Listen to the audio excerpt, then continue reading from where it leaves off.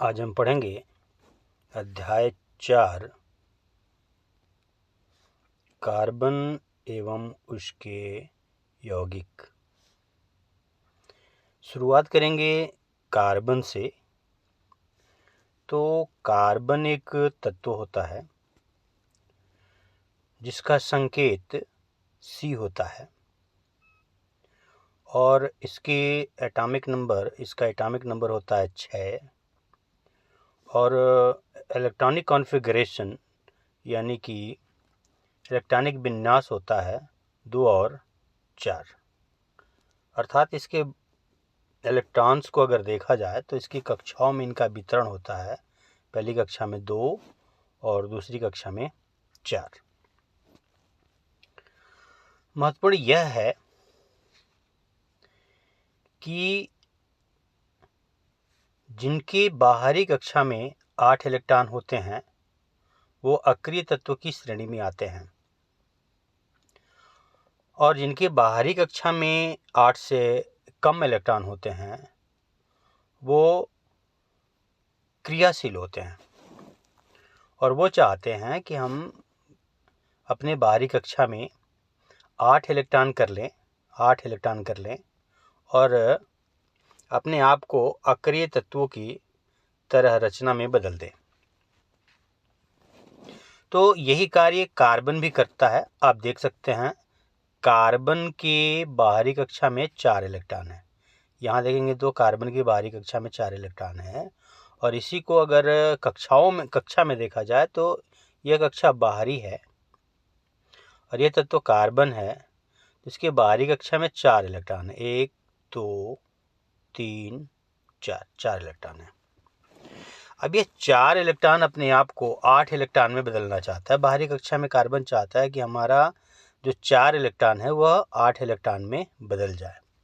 इसके लिए वह क्या करता है कि दूसरे परमाणुओं से इलेक्ट्रॉन्स का साझा करता है। क्या करता है? दूसरे परमाणुओं से इलेक्ट्रॉन्स का साझा करता है और साझा करके वह यौगिक बनाता है, यौगिक। और तब इस नाम की सार्थकता पूरी होती है कार्बन एवं उसके यौगिक की। तो कार्बन अपने बाहरी कक्षा में 4 से 8 इलेक्ट्रॉन करने के प्रयास में दूसरे परमाणुओं से जो साझा करता है उसके कारण से वह यौगिक बनाता है। ठीक है। और जो यौगिक बनता है, अब चूंकि साझा करता है तो इस यौगिक का नाम होता है सहसंयोजी यौगिक। तो जो यौगिक बनते हैं वह सहसंयोजी यौगिक बनते हैं, सहसंयोजी, क्योंकि साझे के इलेक्ट्रॉन से ये बनते हैं। तो देखते हैं कि अगर साझे के इलेक्ट्रॉन से कार्बन यौगिक बनाते हैं जिन्हें सहसंयोजी यौगिक कहते हैं, तो क्या दूसरे तरीके से भी यौगिक बनते हैं क्या? तो आपने पिछले अध्याय में आयनिक यौगिक के बारे में पढ़ा, आयनिक यौगिक के बारे में। तो वहाँ पे जो 8 इलेक्ट्रॉन पूरा करने की व्यवस्था होती है, जो तरीका होता है वह होता है साझा नहीं, इलेक्ट्रॉन्स का लेन देन। तो उनके बीच बनता आयनिक यौगिक। अब यहाँ पे उसकी चर्चा हम नहीं करेंगे आयनिक यौगिक की, लेकिन एक बात जरूर कहेंगे कि जो सहसंयोजी यौगिक बनते हैं जिन्हें कार्बन बनाता है, सहसंयोजी यौगिक, और भी अणु बनाते हैं, जैसे हाइड्रोजन भी बनाता है, ऑक्सीजन भी बनाता है, नाइट्रोजन भी बनाता है, CO2 में भी होता है। तो जो भी यौगिक सहसंयोजी बंध द्वारा साझे इलेक्ट्रॉनों के साझे के द्वारा यौगिक बनाते हैं, उन यौगिक के गुण जो यौगिक इलेक्ट्रॉन्स के लेन देन के कारण से यौगिक बनाते हैं उन यौगिकों के गुणों से भिन्न होता है। अब समझे या नहीं समझे, मैं तो समझ नहीं पा रहा हूँ कि आप समझे होंगे कि नहीं समझे होंगे, लेकिन इसे हम फिर से दोहरा दे रहे हैं आसान भाषा में। एक यौगिक हो गया जो साझे से बनता है, इलेक्ट्रॉनों का साझा होता है परमाणुओं के बीच में और उससे नए यौगिक बनते हैं। और दूसरा यौगिक बनता है इलेक्ट्रॉनों के लेन देन से, और वो जो यौगिक बनते हैं वो आयनिक यौगिक बनते हैं। इन दोनों के अंतर महत्वपूर्ण है। इन दोनों के अंतर पे प्रश्न बनता है कि सहसंयोजी यौगिक कैसे होते हैं और आयनिक यौगिक कैसे होते हैं। इनके गुणों की चर्चा करेंगे अभ्यास में। अगर प्रश्न आता है तो उसी समय आपकी प्रश्न का उत्तर भी हो जाएगा। अभी हम शुरू करते हैं कि जो कार्बन है अपने 4 इलेक्ट्रॉनों का साझा करता है और वह फिलहाल 2 तत्वों से हम इसको पूरा कराएंगे, 4 से 8 कराएंगे। जो साझा करेंगे वो 2 तत्वों के बीच में होगा। एक तो एक कार्बन परमाणु दूसरे कार्बन परमाणु के बीच में इलेक्ट्रॉन्स का साझा करके यौगिक बनाता है, और दूसरे जो इलेक्ट्रॉन बचते हैं उनका वो साझा हाइड्रोजन से करता है या दूसरे कार्बन परमाणुओं से करता है। अर्थात ऐसे यौगिक जिनमें सिर्फ कार्बन कार्बन और हाइड्रोजन हाइड्रोजन होते हैं, यानी कार्बन और हाइड्रोजन तत्वों के परमाणु होते हैं, वो यौगिक हाइड्रोकार्बन कहलाते हैं। क्या कहलाते हैं? हाइड्रोकार्बन। वो यौगिक कहलाते हैं हाइड्रोकार्बन। तो हाइड्रोकार्बन में महत्वपूर्ण क्या है? तो हाइड्रोकार्बन में 2 बातें महत्वपूर्ण है। पहला, इसमें सिर्फ कार्बन और हाइड्रोजन तत्व ही होते हैं, और दूसरा, कार्बन और कार्बन के बीच में 3 तरह के बॉन्ड होते हैं, 3 तरह से शेयरिंग होती है इलेक्ट्रॉनों की। जैसे पहला, कार्बन और कार्बन के बीच में एक इलेक्ट्रॉनों की शेयरिंग होती है और इनके पास 3 इलेक्ट्रॉन फ्री रहते हैं दूसरे परमाणुओं से साझा करने के लिए। दूसरा, कार्बन कार्बन आपस में संयोग करता है 2 इलेक्ट्रॉनों का साझा करके, 2 इलेक्ट्रॉनों का साझा करके, और बाकी इनके बचे 2 इलेक्ट्रॉन फ्री रहते हैं। वो हाइड्रोजन से साझा कर सकते हैं या दूसरे कार्बन से साझा कर सकते हैं। तीसरा, 2 कार्बन आपस में साझा करते हैं 3 इलेक्ट्रॉन्स का। कितने इलेक्ट्रॉन्स का? 3 इलेक्ट्रॉन्स का। देख रहे हैं, 3 इलेक्ट्रॉन्स का। ये 2 कार्बन परमाणु है और ये आपस में 3 इलेक्ट्रॉन्स का साझा कर रहा है। इनको अलग अलग कलर और अलग अलग डिजाइन से इसलिए दिखाया गया है कि पता चल सके कि 2 अलग अलग कार्बन परमाणु है। अब ऐसा करने से इन दोनों के बीच में ट्रिपल बॉन्ड आता है। इनके बीच में ट्रिपल बॉन्ड बनता है, जैसा नीचे दिखाया गया है। इनके बीच में कार्बन कार्बन के बीच में डबल बॉन्ड बनता है, क्योंकि 2 इलेक्ट्रॉनों का साझा हुआ है, और इनके बीच में एक इलेक्ट्रॉन के साझा से सिंगल बॉन्ड बनता है। अब ये जो सिंगल बॉन्ड बनता है, इनको हम संतृप्त हाइड्रोकार्बन कहते हैं।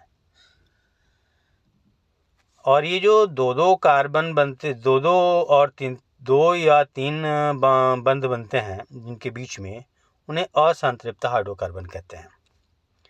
तो इनको डिटेल से हम आगे पढ़ते हैं। हम लोग पढ़ रहे हैं कि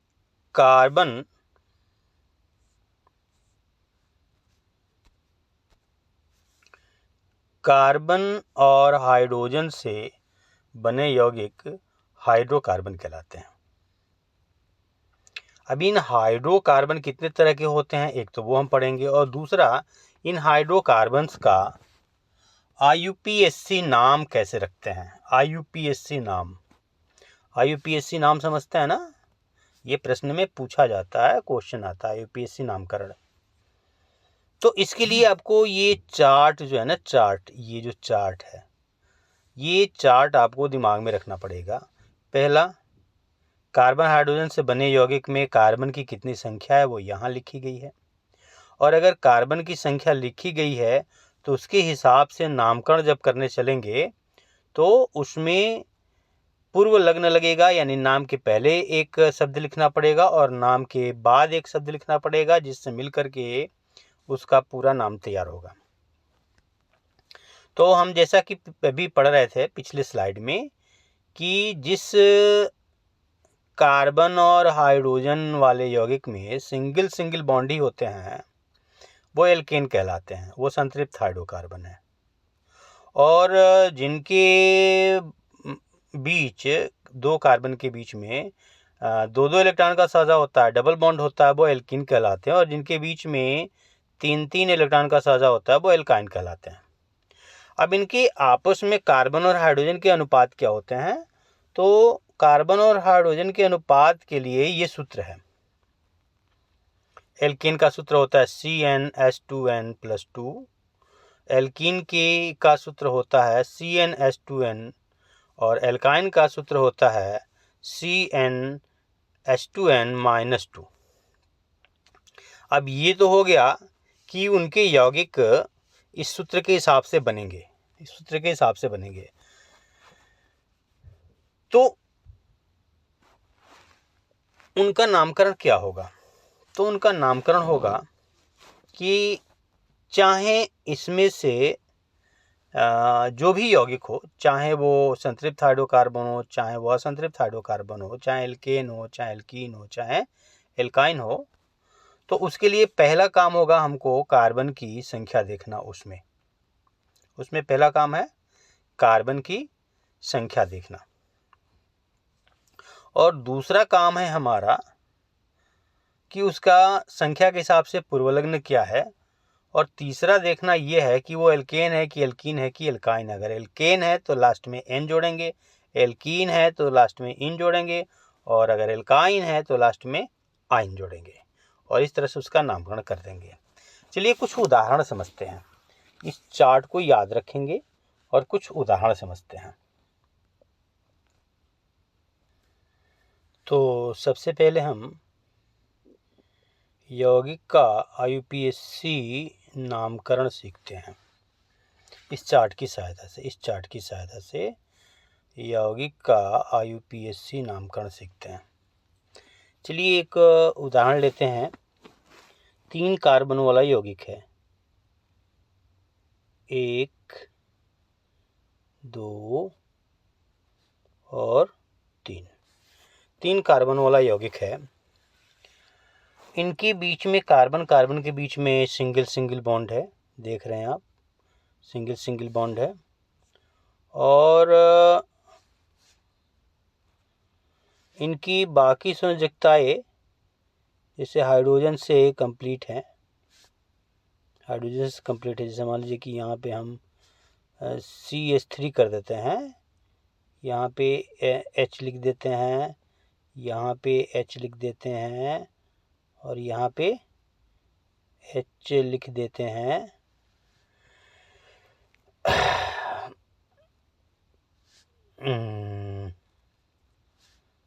यहाँ पे H लिख देते हैं और यहाँ पे H लिख देते हैं। चलिए CH3 हो गया ये। और यहाँ पे जो बचा वो दो ठो, यहाँ पे जो दो ठो बचा वह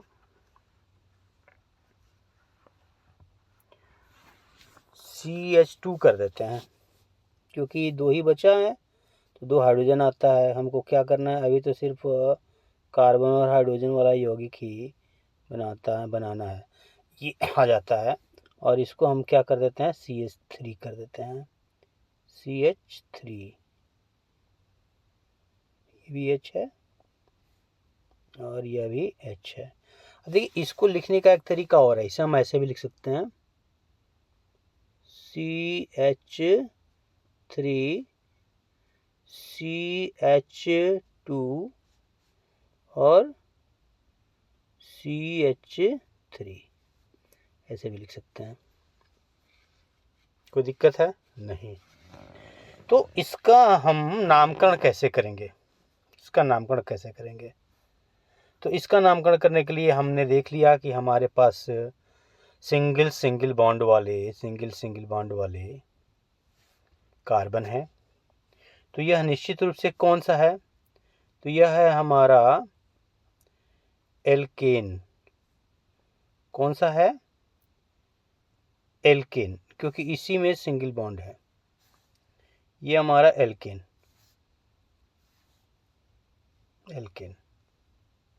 ये हमारा एल्केन।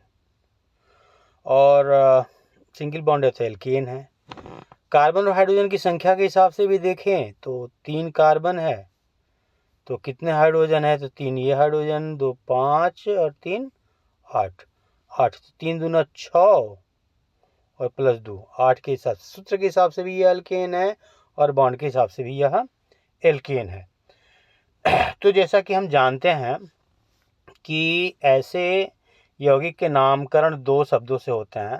पहले जितने कार्बन होते हैं और उनको इस चार्ट में देखेंगे, कितने कार्बन है, तो 3 कार्बन है। अब 3 कार्बन है तो इसका पहला नाम होगा प्रोप, पहला नाम होगा प्रोप, और एल्केन है तो उसमें जुड़ेगा एन, तो प्रोप और एन मिलकर के हो जाएगा प्रोपेन। क्या हो जाएगा, प्रोपेन।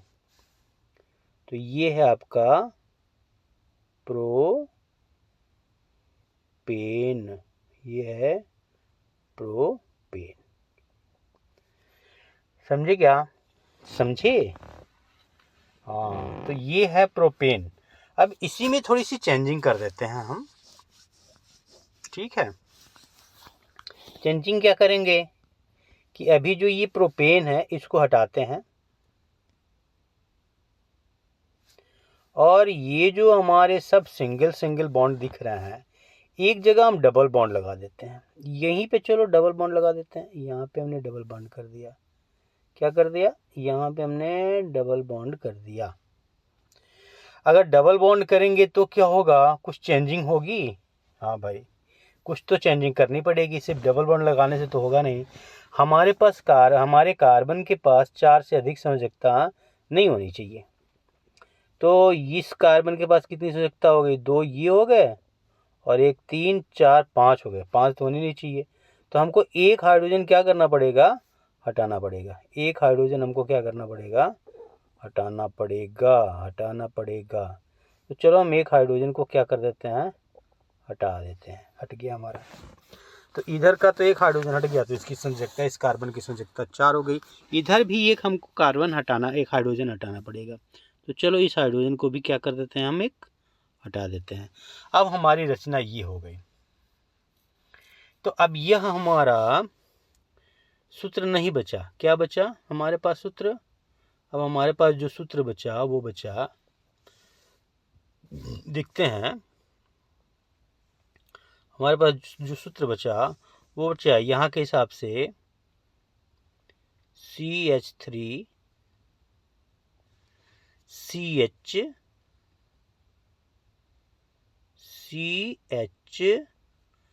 डबल बॉन्ड CH2, ये हमारे पास सूत्र बचा। अब ये इसका नामकरण करते हैं, इसका नामकरण करते हैं। इसका नामकरण करने के लिए हमको क्या करना पड़ेगा, पहले तो हमको देखना पड़ेगा कि कितने डबल बॉन्ड है। सिंगल बॉन्ड है कि डबल बॉन्ड है, तो इसमें तो भाई डबल बॉन्ड है। यहाँ पे एक डबल बॉन्ड है, ये हमारा डबल बॉन्ड है, डबल बॉन्ड है। तो यह डबल बॉन्ड वाले में जाएगा तो ये एल्कीन होगा, तो इसका अनुलग्न क्या होगा, इन। फिर वही फार्मूला, कितने कार्बन है, तो 3 कार्बन है, 1 2 3। तो 3 कार्बन है तो प्रोप पहले लिखेंगे, और फिर डबल बॉन्ड है तो इन जोड़ देंगे। तो प्रोप और इन मिलकर के क्या बन जाएगा, प्रोपीन। क्या बन जाएगा, प्रोपीन। तो ये बन गया प्रोपीन, प्रोपीन। समझे क्या, समझ गए? अच्छा जी। अब इसी को ट्रिपल बॉन्ड में अगर चेंज कर दे तो इसका नाम क्या होगा, चलो उसको करके देखते हैं। तो पहले इसको हटाते हैं क्योंकि अब ये प्रोपीन नहीं रहा, ये प्रोपीन अब नहीं रहा। क्यों नहीं रहा, क्योंकि अब हम कर रहे हैं इसका ट्रिपल बॉन्ड। और अगर ये ट्रिपल बॉन्ड हो गया तो हमको तो सिर्फ 4 ही कार्बन की संयोजकता चाहिए। यहाँ तो 3 ये और 4 5 हो गया। इसको हटाते हैं, इसको हटाते हैं ऐसे।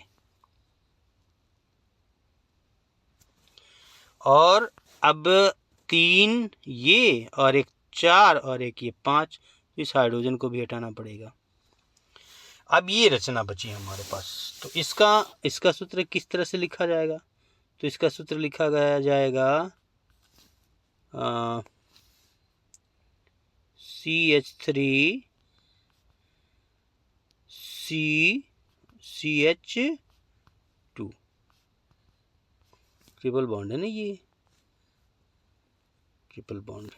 तो यहाँ पे एक और बॉन्ड लगाएंगे। अरे उतना दूर नहीं लगो भाई, थोड़ा पहले लग जाओ।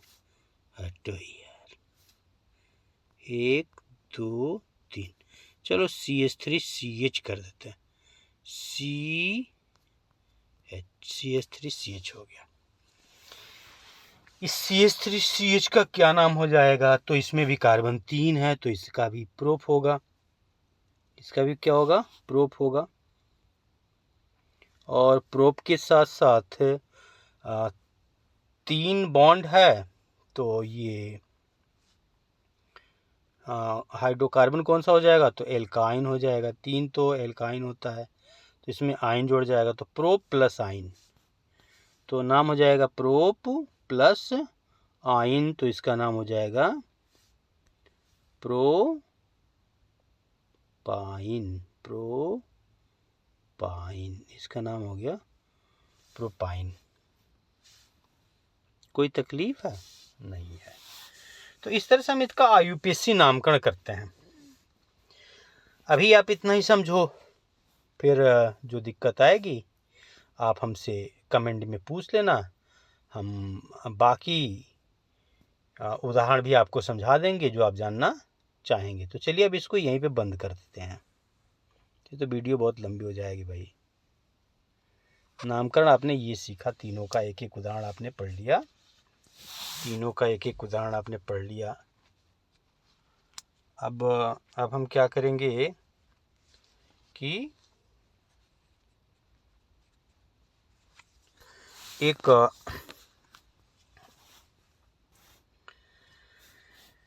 यौगिक की पहचान वाला तीसरा हेडिंग सीख लेते हैं। यौगिक की पहचान, ये वाला सीखते हैं। इस पे कैसे सवाल बनते हैं, तो इसके लिए वो अणुसूत्र देते हैं। अणुसूत्र जैसे दे देंगे, पुश कर देंगे कि भैया एक यौगिक है C2H6, इसका नाम क्या है, कौन सा यौगिक है, ये लिख देंगे। ये अणुसूत्र है एक यौगिक का। तो यह इसका नाम बताइए, इसका नाम बताइए, इसका संरचना सूत्र बताइए और इसका IUPAC नाम बताइए। यह संतृप्त है कि असंतृप्त है, ये एल्केन है कि एल्कीन है कि एल्काइन है। इतने सारे सवाल इस पे बन सकते हैं। तो देखते हैं कि इस सब के लिए हमको एक ही बात ध्यान में रखना है कि कार्बन और हाइड्रोजन का अनुपात क्या है। इसमें क्या ध्यान में रखना है? कार्बन और हाइड्रोजन का अनुपात क्या है। तो यहाँ पे हम देख रहे हैं कार्बन 2 है और हाइड्रोजन 6 है। तो इसमें से कौन सा फार्मूला सूट कर रहा है इस पे? 2 दूनी के 4 प्लस 2, 2 गुने से 2 अधिक, 2 गुने से 2 अधिक। तो ये तो एल्केन है, ये एल्केन है भाई, ये तो एल्केन है। इसमें यह एल्केन है, सब में सिंगल बॉन्ड है और इसका नाम हो जाएगा एथ प्लस एन, एथेन। तो इसका नाम है एथेन। चलो अब इसमें काम थोड़ा सा चेंजिंग करते हैं। अब हम C2H4 कर देते हैं। इसको क्या कर देते हैं? अगर यह अणु C2H4 है तो यह क्या है? संतृप्त है, असंतृप्त है, एल्केन है, एल्कीन है, एल्काइन है, इसका नाम क्या है? चलो इसको चेक करते हैं। यह इस सूत्र में किस सूत्र से मैच करता है? तो कार्बन के पास, कार्बन यहाँ 2 है तो हाइड्रोजन यहाँ 4 है, तो ये वाला सूत्र इसमें मैच कर रहा है। 2 गुना है, हाइड्रोजन कितना है? कार्बन का 2 गुना है, तो ये एल्कीन है। तो ये तो एल्कीन है भाई, ये क्या है? एल्कीन है। और इसका आईपीएसी नाम क्या हो गया? 2 है तो एथ हो गया, तो एथीन है। इसका आईपीएसी नाम एथीन है। एथीन है। एथीन है। एथीन है। कोई दिक्कत है? नहीं है। चलो, अब इसमें थोड़ी सी और चेंजिंग करते हैं और देख लेते हैं कि और क्या क्या हो सकता है इसमें। तो एक अभी बचा हुआ है, तो इसको मिटाते हैं, हटाते हैं, और इसके जगह पे लिख देते हैं C2H2 C2H2। तब अब इसमें कार्बन और हाइड्रोजन का अनुपात क्या है, यह चेक करेंगे। तो इसमें कार्बन और हाइड्रोजन का अनुपात है इस सूत्र के हिसाब से, CnH2n-2 के हिसाब से। तो ये एल्काइन हो गया। ये क्या हो गया? ये एल्काइन हो गया। नाम इसका क्या हो जाएगा? तो 2 कार्बन है तो एथ होगा, और आइन हो जुड़ेगा तो एथाइन हो जाएगा। तो इसका नाम हो गया एथाइन। इसका नाम हो गया एथाइन। देखो भाई, अभी लिखने में थोड़ी दिक्कत आ रही है। इसको एथाइन थोड़ा ठीक से लिख देते हैं भाई। तो आप लोग भी कहेंगे कि कैसे कैसे कर रहे हैं ये।